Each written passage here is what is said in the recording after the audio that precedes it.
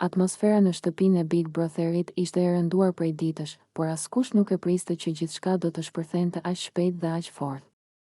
Një fjalë e vogël, një koment i tepruar dhe papritur, salla e ndenjës u kthye në skenën e debatit më të nxehtë të javës. Labinoti, i acaruar dhe i ngjeshur emocionalisht, u ngrit në këmbë dhe ju drejtua Edit me ton të lartë. Ti ke punët e tua jashtë, ke histori të pambyllura, ke edhe fëmijë dhe të dashur jashtë.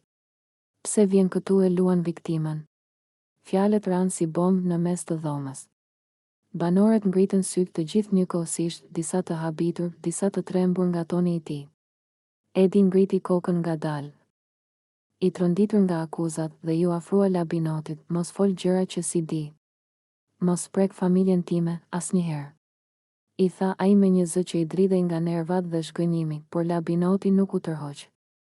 Ai vazhdoi të fliste me duar, me gjeste, duke i shkuar më afër, ndërsa kamera e ndjekjes u fokusua mes tyre, sikur e dinte që ky ishte momenti kritik. Në atë çast, tensioni u rrit aq shumë sa mjaftoi një shtyrie e lehtë nga Edi. Jo me qëllim dhune, por nga nxitimi dhe nervozizmi, dhe Labinoti humbi ekuilibrin. Ai u rrëzua pas, duke u ulur me shpejtësi në dy sheme.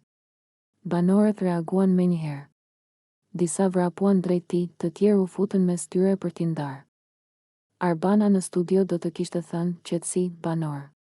Ju lutem, qetësi. Edi, i tronditur nga ajo që ndodhi, u tërhoq një hap mbrapa duke e kapur kokën me duar. Nuk e desha kështu. Mu afrove shumë, sta shtyva me forcë. Tha ai, i ndërprer nga zërat e të tjerëve. Labinoti, i ulur në dy sheme, ngriti dorën dhe u përpoq të qetësonte situatën, se bëra për sherr. Por mos më provoko me familje.